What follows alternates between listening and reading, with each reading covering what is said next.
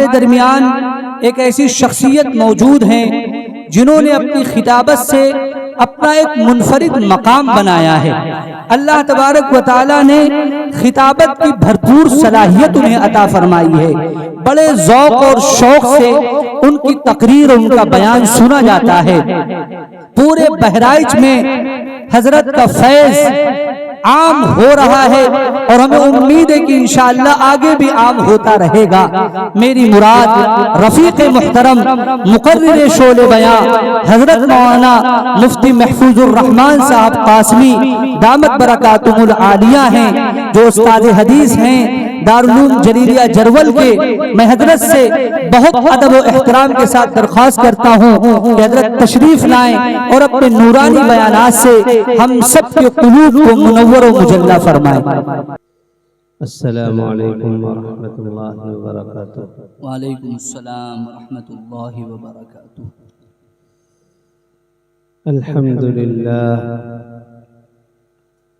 अल्हम्दुलिल्लाह नहमदुहु व नस्तईनुहु व नस्तगफिरुहु व नु'मिनु बिही व नतवक्कलु अलैहि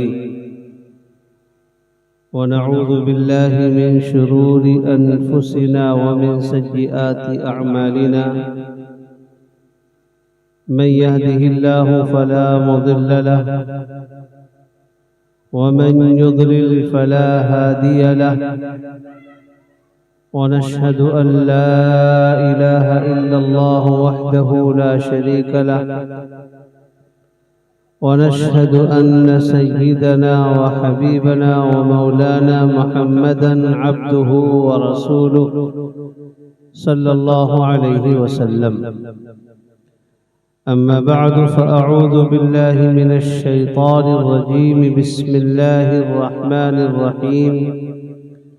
वअब्दुल्लाह व ला तुश्रिकू बिही शैआ व बिल वालिदैनि इहसाना व बिदिल क़ुर्बा वल यतामा वल मसाकीन वल जारि दिल क़ुर्बा वल जारिल जुनुबि वस्साहिबि बिल जंबि व बिनिस सबील व मा मलकत अयमानुकुम इन्नल्लाहा ला युहिब्बु मन कान मुख्तालन फ़ख़ूरा।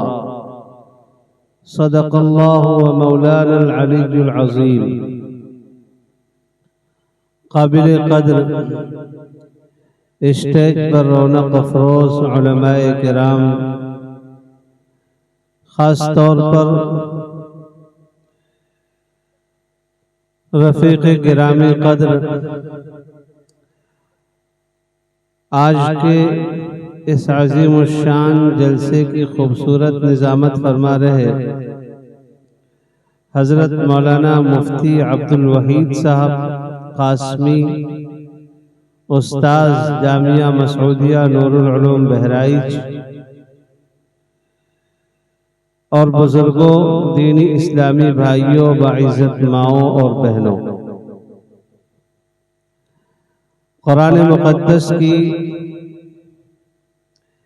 एक आयत करीमा मैंने आपके सामने पेश की है और ये आयत करीमा इतनी अहम है कि कोई मुसलमान सिर्फ इसी आयत पर अमल कर ले तो अल्लाह की नज़र में सच्चा पक्का मुसलमान बन जाएगा। अल्लाह तबारक व तआला ने तफसील के साथ इस आयत करीमा में 10 अहकामात दिए हैं और अगर उनको समेटा जाए तो बुनियादी तौर पर 2 बातें बयान की गई हैं। एक बंदों का हक और एक अल्लाह का हक। इंसान बंदों का हक भी अदा करे, अल्लाह का भी हक अदा करे तो कामयाबी उसके कदम चूमेगी। अल्लाह का हक मुकम्मल तौर पर अदा करे, बंदों के हुकूक की अदायगी में लापरवाही बरते तो अल्लाह तबारक व तआला के यहाँ छोड़ा नहीं जाएगा उसे। बंदों का हक अच्छी तरह अदा करे, अखलाक भी बहुत अच्छे हों, खूब मिलनसार हो, ईसार और हमदर्दी का जज्बा हो, ज़रूरतमंदों की खबरगिरी भी करता हो, माँ बाप के हाथ पैर भी दबाता हो, दुआएं भी लेता हो, औलाद की तरबियत भी करता हो, बंदों के सारे हुकूक अदा करे, अल्लाह के हक में कोताही करे, तो वो इंसान भी कामयाब नहीं है। तो बुनियादी तौर पर दो बातें बयान की गई, एक अल्लाह का हक और एक बंदों का हक। अल्लाह का हक क्या है? सैयदना मुआज इब्ने जबल रज़ी अल्लाह तआला अन्हु नबी अकरम सल्लल्लाहु अलैहि वसल्लम के साथ सवारी पर बैठे हुए। हुजूर अकरम अलैहिस्सलातु वस्सलाम ने फरमाया, या मुआज। हजरत मुआज कहते, मैंने कहा लब्बैक व सअदैक या रसूल अल्लाह। ए अल्लाह के पैगंबर अलैहिस्सलाम, आप इरशाद फरमाइए, मैं सुन रहा हूं, मैं हाजिर हूं आपकी खिदमत में।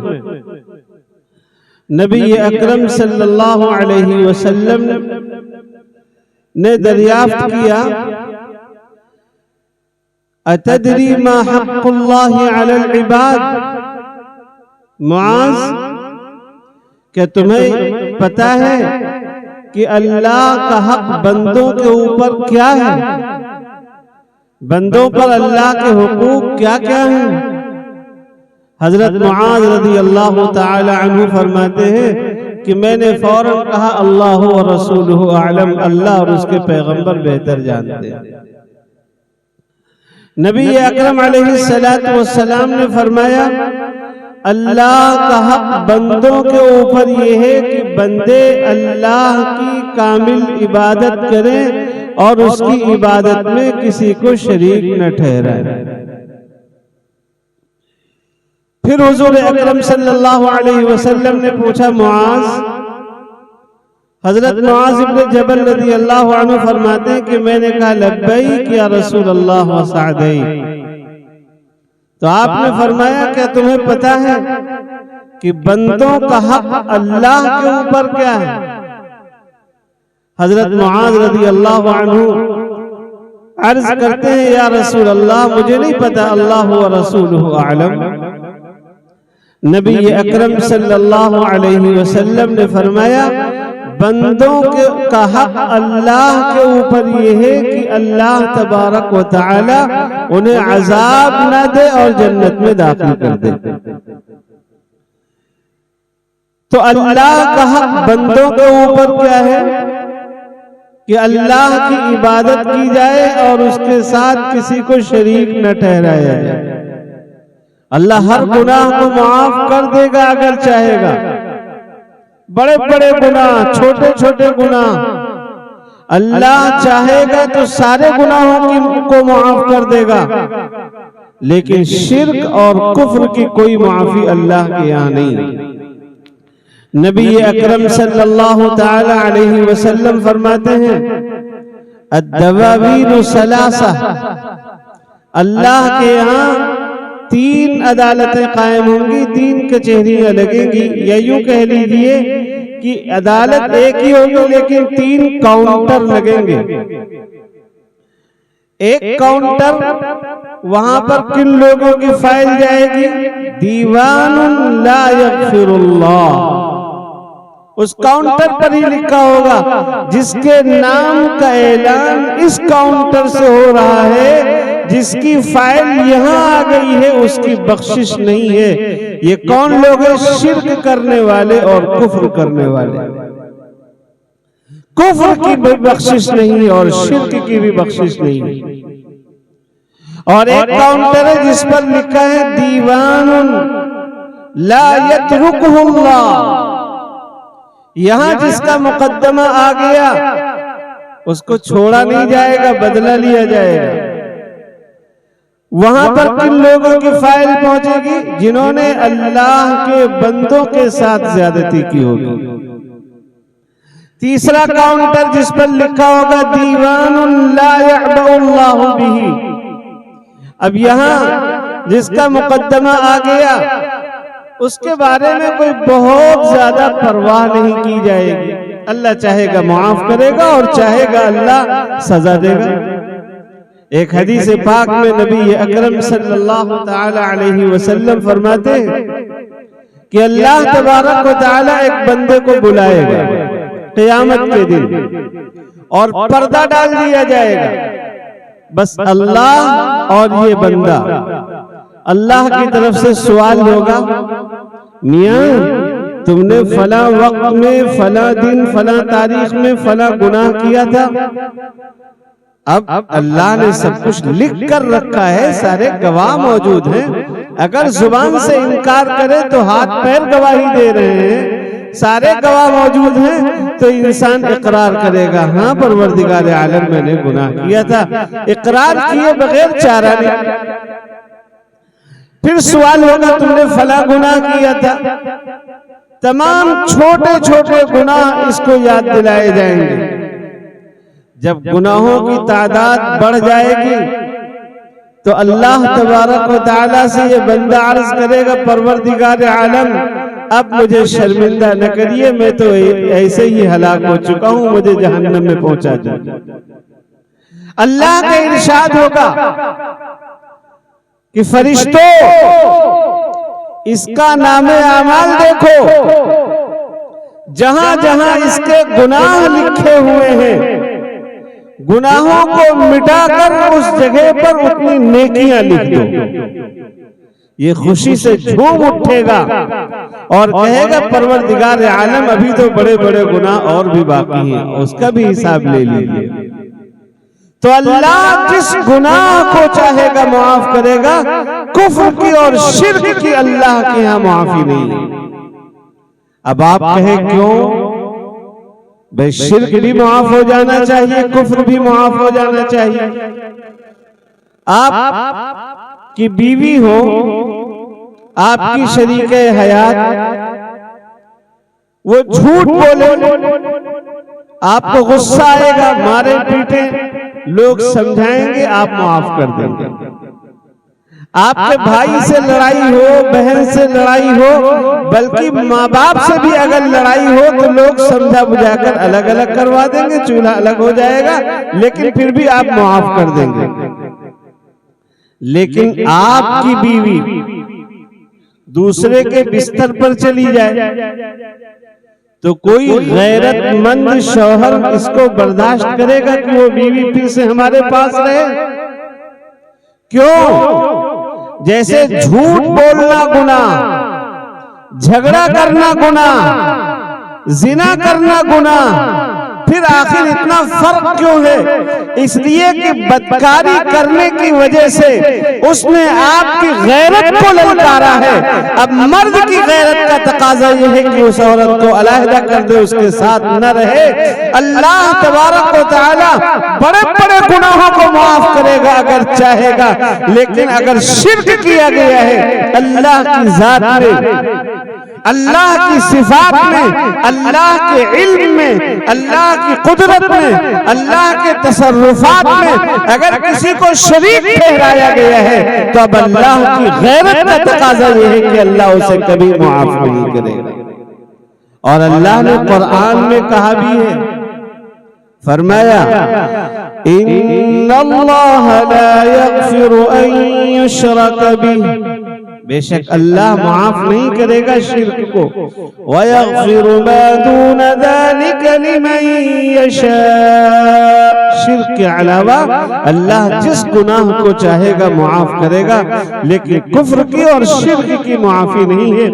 नबी अकरम सल्लल्लाहु तआला अलैहि वसल्लम ने एक सहाबी को नसीहत करते हुए फरमाया कि अल्लाह के साथ तुम किसी को शरीक न ठहराना।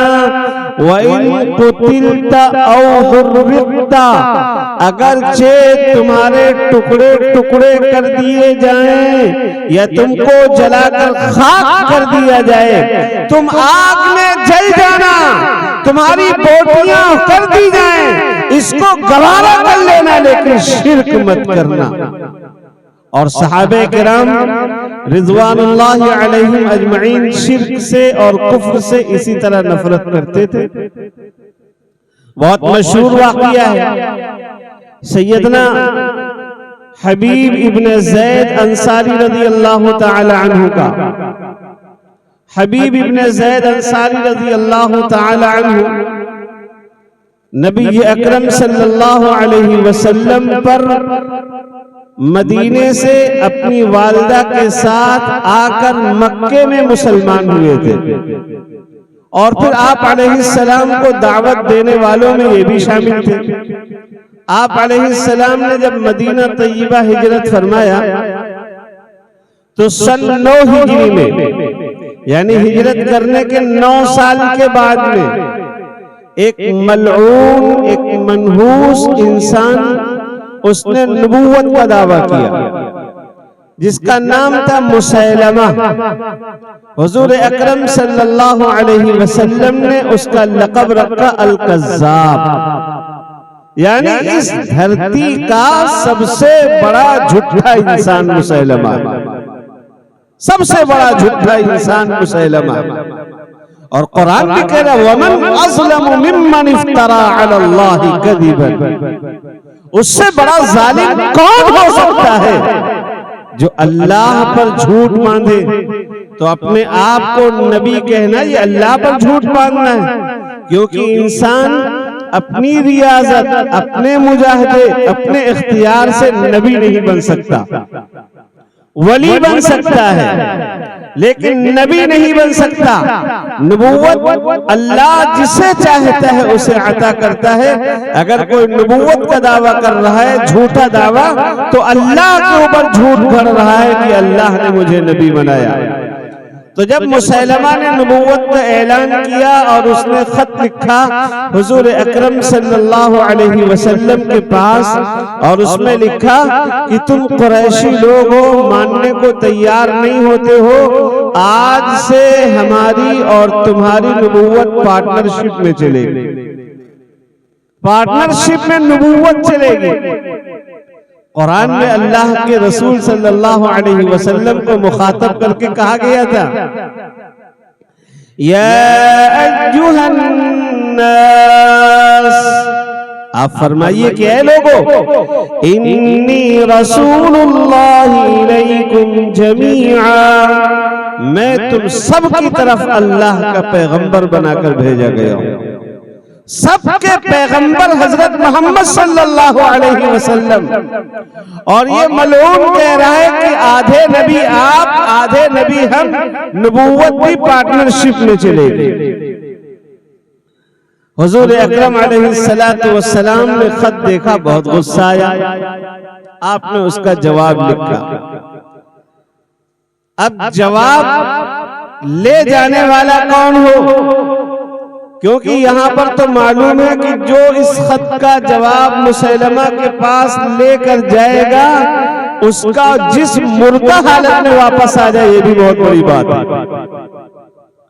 नबी अकरम अलैहिस्सलातु वस्सलाम ने जैसे सवाल फरमाया कि कौन ले जाएगा ये खत, सैयदना हबीब इब्न ज़ैद अंसारी रज़ी अल्लाह तआला अन्हु ने खड़े होकर अर्ज किया या रसूल अल्लाह, बंदा हाजिर है। आप अलैहिस्सलाम ने खत दिया, बहुत सारी दुआएं दी, खत लेकर चले। जब मुसैलमा के दरबार में पहुंचे, मुसैलमा ने खत देखा, वो आग बगोला हो गया। उसने ऑर्डर दिया कि इनको जेल की सलाखों के पीछे डाल दो और जेलर से कहा कि इनको खूब मारा जाए, इतनी सजा दी जाए, इतनी सजा कि कल दरबार में मैं जो चाहूं इनसे कहलवा लूं। नबी अकरम सल्लल्लाहु अलैहि वसल्लम के आशिक, आप अलैहिस्सलातु वस्सलाम की वसीयत के, आपके अहकामात के पासबान हैं। जेल में डाल दिया गया, रात भर पिटाई की गई और सुबह को जब दरबार लगा तो हाथों में हथकड़ी, पैरों में बेड़ियां, बदन जंजीरों से जकड़ा हुआ इसी हाल में उनको लाया गया। मुसैलमा तो सोच रहा था कि मैं जो चाहूंगा आप कहलवाऊंगा, इतनी सजा मैंने दी है, और सामने जल्लाद तलवार लिए खड़ा है। अब तो तलवार के साए में तो जो चाहूंगा मैं कहलवा लूंगा इनसे। उसने सबसे पहले पूछा, अतशहदु अन्ना मुहम्मदर रसूलुल्लाह, ये बताओ क्या तुम गवाही देते हो कि मोहम्मद अल्लाह के रसूल हैं? हुजूर अकरम अलैहिस्सलाम का नाम सुना ये मचल उठे, कहने लगे नाम, अशहदु अन्ना मुहम्मदर रसूलुल्लाह, हाँ मैं गवाही देता हूं कि मोहम्मद सल्लल्लाहु अलैहि वसल्लम अल्लाह के पैगंबर। फिर दूसरा सवाल किया, अतशहदु अन्नी रसूलुल्लाह, मुझे भी अल्लाह का रसूल मानते हो कि नहीं मानते हो? तो हजरत हबीब इब्ने ज़ैद ने कहा, मैं थोड़ा बहरा हूं, नहीं सुन पाता। दूसरी बार फिर पूछा उसने, मोहम्मद को रसूल मानते हो? जी मानता हूं, मुझे, मैं बहरा हूं, नहीं सुन पाता हूं। तीसरी बार फिर पूछा, मोहम्मद को रसूल मानते हो? हाँ मानता हूं, मुझे, मैं बहरा हूं, नहीं सुन पाता हूं। बार बार कह रहा हूं मैं बहरा हूं, नहीं सुन पाता हूं। हुजूर अकरम सल्लल्लाहु अलैहि वसल्लम के बाद में किसी को नबी तस्लीम करना तो बहुत बड़ी बात, किसी की नबूवत के बारे में सुनना भी इन्हें गवारा नहीं था। इसलिए बार बार कह रहे मैं बहरा हूं, नहीं सुन पाता हूं। जल्लाद ने अब की बार तलवार सोती और हाथ के ऊपर हमला किया। एक हाथ कंधे से कटकर दूर गिरा, हाथ तड़प रहा है, ये खून में शराबोर है। इसी हाल में फिर सवाल किया जा रहा है, बताओ मोहम्मद को रसूल मानते हो? जी मानता हूं, मुझे, मैं बहरा हूं, नहीं सुन पाता हूं। दूसरा हाथ काटा गया, जुबान काटी गई, नाक काट ली गई, हाथ और पैर काट दिए गए, जिस्म के टुकड़े टुकड़े कर दिए। इसी हाल में तड़प तड़प कर उस अल्लाह के बंदे ने नबी अकरम सल्लल्लाहु अलैहि वसल्लम के सच्चे आशिक और सच्चे दीवाने ने तड़प तड़प करके जान दे दी है, लेकिन कुफ्र का एक कलमा अपनी जुबान से निकालना गवारा नहीं किया।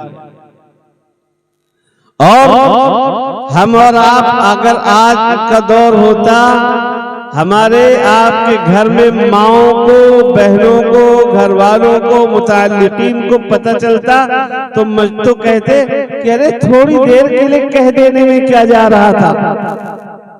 लेकिन सुनो, ईमान कितना अजीज था उनके यहाँ, ईमान कितनी महबूब शय थी उनके यहाँ।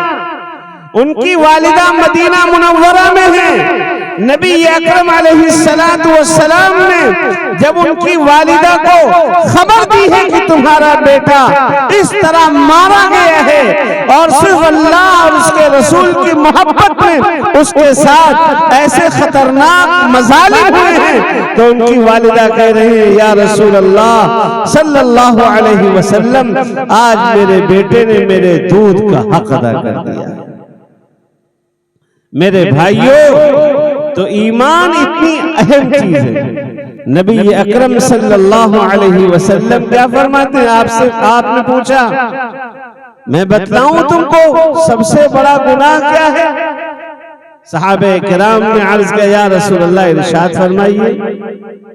आप अलैहिस्सलातु वस्सलाम ने फरमाया, अन तदउ लिल्लाहि निद्दन व हुवा खलक़क। सबसे बड़ा गुनाह ये है कि अल्लाह के साथ तुम किसी को शरीक ठहरा लो, जबकि अल्लाह तुम्हारा खालिक। तो कुफ्र और शिर्क, अल्लाह के यहाँ इन दोनों गुनाहों की माफी नहीं, बाकी सारे गुनाहों की माफी अगर अल्लाह चाहेगा तो कर देगा।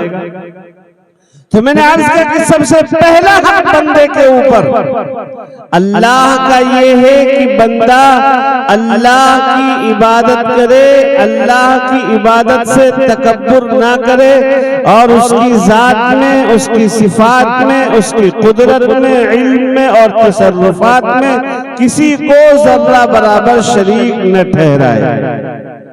ये मतलब है इसका, वअबुदुल्लाह वला तुश्रिकू बिही शैआ, इबादत अल्लाह की करो और उसके साथ तुम किसी को शरीक न ठहराओ। और फिर उसके बाद अल्लाह तबारक व तआला ने बंदों के हुकूक बयान किए हैं बड़ी तफसील के साथ में। बंदों के हुकूक में सबसे पहला हक माँ और बाप का हक, सबसे पहला हक, सबसे पहला हक माँ और बाप का हक। कुरान में जगह जगह पर अल्लाह ने अपने हक के साथ माँ बाप का हक बयान किया। और अगर देखा जाए तो माँ बाप का हक बनता भी है कि हकीकी तौर पर इंसान को वजूद बख्शने वाला अल्लाह है, लेकिन असबाब की दुनिया में देखें जाहिरी तौर पर तो माँ और बाप के मिलने से ही इंसान पैदा हुआ है। तो इंसान के वजूद का जरिया है माँ और बाप, इसलिए माँ बाप का हक अल्लाह के बाद दूसरे नंबर पर है।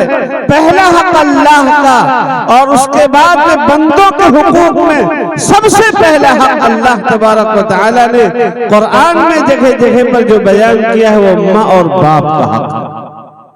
माँ बाप के हुकूक में भी जर्रा बराबर कोताही अल्लाह को बर्दाश्त नहीं। नबी अकरम सल्लल्लाहु ताला अलैहि वसल्लम फरमाते हैं, बुअदन लिमन अदरक वालिदैहि इंदल किबर अहदहुमा औ किलैहिमा फलम युदखिलाहुल जन्नह। ऐसा शख्स अल्लाह की रहमत से दूर हो जाए, ये बद्दुआ दे रहे हुजूर अकरम सल्लल्लाहु अलैहि वसल्लम। और आप जानते हैं अल्लाह के रसूल की दुआएं और बद्दुआएं कितनी कबूल होती। हुजूर अकरम अलैहिस्सलाम ने बद्दुआ दी थी, अबू लहब के बेटे को वो बर्बाद हो गया, पूरा काफिला उसकी हिफाजत में लगा हुआ था। हुजूर अकरम अलैहिस्सलाम ने दुआ दी थी जिसको उसका काम बन गया। अबू हुरैरा ने आपकी दुआ ली, अबू हुरैरा की माँ को ईमान नसीब हो गया। हजरत अबू हुरैरा रज़ी अल्लाह ताला अन्हु ने खजूरों में बरकत की दुआ ली।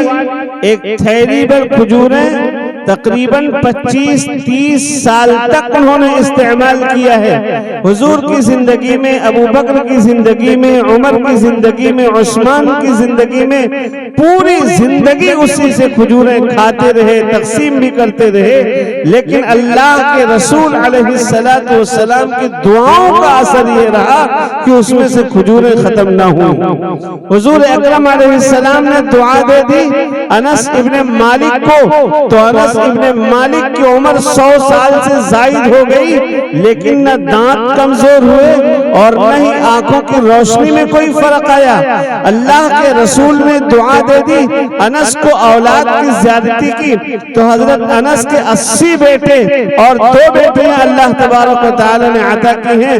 हजरत अनस खुद फरमाते हैं, मैं अपने बेटों, पोतों और नवासों में से 125 को तो अपनी जिंदगी में दफन कर चुका हूं। आप अंदाजा लगाएं, अल्लाह के रसूल जिसे दुआ दे दे उसको मुकद्दर का सिकंदर बन जाता है। अल्लाह के रसूल जिसे बद्दुआ दे दे उसकी हलाकत और बर्बादी में कोई शुबा नहीं। इसलिए नौजवानों, कान खोल कर सुनो, अल्लाह के रसूल बद्दुआ दे रहे हैं। क्या फरमा रहे, बुअदन लिमन अदरक वालिदैहि इंदल किबरि अहदहुमा औ किलैहिमा फलम युदखिलाहुल जन्नह। जिसके माँ बाप दोनों या एक बूढ़े हो जाएं और वो अपने माँ बाप की खिदमत करके जन्नत न हासिल कर ले, ऐसा शख्स अल्लाह की रहमत से महरूम हो जाए। अल्लाह की रहमत से महरूमी जानते, जन्नत भी अल्लाह की रहमत के बगैर नहीं मिलेगी। अल्लाह की रहमत के बगैर ईमान पर खात्मा भी नहीं होगा। अल्लाह की रहमत के बगैर दोज़ख के अजाब से छुटकारा भी नहीं मिल सकता। मिलता है। इंसान को कोई नेमत मिलेगी वो अल्लाह की रहमत के सदक़े में मिलती है। अल्लाह की मेहरबानी रहो, अल्लाह तबारक व तआला इंसानों से नेमतों को छीन लेगा। अल्लाह की रहमत इतनी बड़ी चीज है, सबके ऊपर अल्लाह मेहरबान है। इसीलिए अल्लाह ने फरमाया अल्हम्दुलिल्लाह रब्बिल आलमीन अर्रहमान अर्रहीम। अल्लाह ने मुबालगे का सिगा इस्तेमाल किया, बहुत ज्यादा रहम करने वाली जात है अल्लाह तबारक व तआला की। लेकिन मनहूस है, बदकिस्मत है, बदनसीब है वो इंसान जो अपने माँ बाप को बुढ़ापे की हालत में पाकर उनकी खिदमत करके जन्नत न ले ले, उसे अल्लाह की रहमत में से कुछ भी हिस्सा न मिलेगा। और माँ बाप के बारे में कुरान तो ये भी कह रहा है अगर बूढ़े हो जाए तो उन्हें उफ न कहो, उफ न कहो। कितना छोटा सा जुमला है। उफ का मतलब जानते हैं आप? बच्चे थे हम लोग, बच्चे थे, माँ बाप की गोद में खेलते थे, पेशाब करते थे, पखाना करते थे। माँ की पेशानी पर कभी शिकन आया? बाप की पेशानी पर शिकन आया? नहीं। अब माँ बाप दोनों बूढ़े हो चुके, 80 साल की उम्र हो गई है, साहिबे फिराश हो गए हैं, बिस्तर पर लेटे हुए हैं और उसी हाल में उन्होंने पखाना कर दिया। कपड़ा बदलते वक्त में, पखाना साफ करते वक्त में अगर आपने नाक भौं चढ़ाया तो समझिए आपने माँ बाप को उफ कह दिया।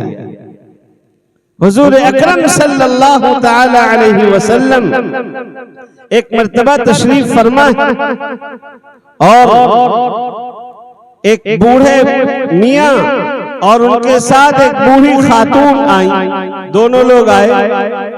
आप अलैहिस्सलाम ने अपनी चादर कंधे से उतारी और जमीन पर बिछा दिया।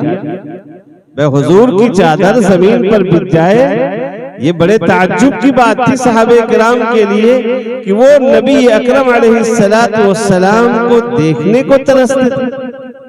घर जाते आपकी याद आती, भागकर मस्जिद में आ जाते। आप वजू करते तो वजू का पानी जमीन पर गिरने से पहले अपने हाथों पे लेकर मसल लेते। तो आपके बदन से जो कपड़ा टच हो रहा हो उसको जमीन पर बिछा दिया जाए। कितने बड़े ताज्जुब की बात थी। हुजूर अकरम अलैहिस्सलाम ने जो जुब्बा पहना था उस जुब्बे से मुंसलिक रहा है एक रुमाल जो दारुल देवबंद में रखा हुआ है। रोजाना लोग जूक दर जूक उस रुमाल को देखने जाते हैं। ये भी मोहब्बत की बात है अल्लाह के रसूल से कि ये रुमाल उस जुब्बे से लगा रहा है जो जुब्बा नबी अकरम अलैहिस्सलाम के जिस्म से मुत्तसिल रहा है। तो आपके जिस्म से जो मुत्तसिल कपड़ा है उसकी कितनी हैसियत होगी, कितना मकाम होगा।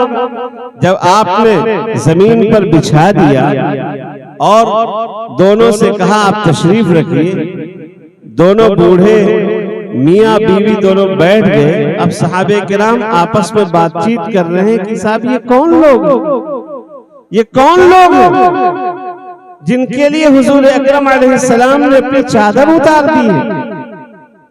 तो उस वक्त किसी बताने वाली माँ हजरत हलीमा के शौहर हैं, हुजूर अकरम सल्लल्लाहु अलैहि वसल्लम के रज़ाई बाप हैं। आपकी सगी माँ नहीं, सगे बाप नहीं, दूध पिलाने वाली माँ और उनके शौहर का इतना इकराम किया है आका अलैहिस्सलातु वस्सलाम ने। आज हम गौर करें, हम अपने घर में अपने माँ बाप के लिए बिस्तर के ऊपर कभी चादर भी लगा देते, इसमें हमें शर्म महसूस होती है। मेरे भाइयों, अल्लाह के हक के बाद सबसे पहला हक वालिदैन का है। कुरान मुक़द्दस की आयत करीमा मैंने तिलावत की थी, हजरत तशरीफ ला चुके हैं, तकमील बुखारी का अमल भी होने वाला है, इसलिए मैं इस आयत का तर्जुमा करके अपनी बात मुकम्मल कर रहा हूँ। फरमाया अल्लाह ने वअबुदुल्लाह वला तुश्रिकू बिही शैआ, अल्लाह की इबादत करो और शिर्क न करो, उसके साथ किसी को शरीक न ठहराओ। वबिल वालिदैनि इहसाना, माँ बाप के साथ अच्छा बर्ताव करो। वबिदिल कुर्बा, रिश्तेदारों के साथ भी अच्छा सलूक हो। रिश्तेदारों में जैसे हमारे चचा हैं, हमारी फूफियां हैं, खालाएं हैं, मामू हैं, आमतौर पर इनसे अनबन होती, तो ये कराबतदार है, इनके साथ अच्छा बर्ताव होना चाहिए। वल्यतामा वल्मसाकीन, और यतीमों के साथ अच्छा बर्ताव, मिस्कीनों के साथ। वब्नि सबील, मुसाफिरों के साथ अच्छा बर्ताव करें। मुसाफिरों में रमजान का महीना आ रहा है, रमजान के अलावा और दिनों में बेचारे दूर दराज से हमारे गांव में आते फेरी करने वाले, वो थके मांदे होते हैं, हम उनको कभी एक गिलास पानी पेश कर दें। रमजान गर्मी में पड़ रहा है, मुसलमान है बेचारा, सिर्फ अपने बच्चों का पेट पालने के लिए वो फेरी कर रहा है, उसे हम थोड़ी देर पंखे में बिठा दें। ये मुसाफिरों के साथ उसने सुलूक है। और फरमाया वमा मलकत ऐमानुकुम, अपने मातहतों के साथ अच्छा बर्ताव करो, अपने नौकर चाकर जो भी तुम्हारे मातहत हैं उनके साथ अच्छा बर्ताव करो। फरमाया इन्नल्लाह ला युहिब्बु मन कान मुख्तालन फखूरा, बेशक अल्लाह तबारक व तआला ऐसे आदमी को पसंद नहीं करता जो मुतकब्बिर हो, शेखीबाज हो। अल्लाह पाक हम सबको अमल की तौफीक अता फरमाए। आमीन व आखिरु दअवाना अनिल हम्दुलिल्लाहि रब्बिल आलमीन।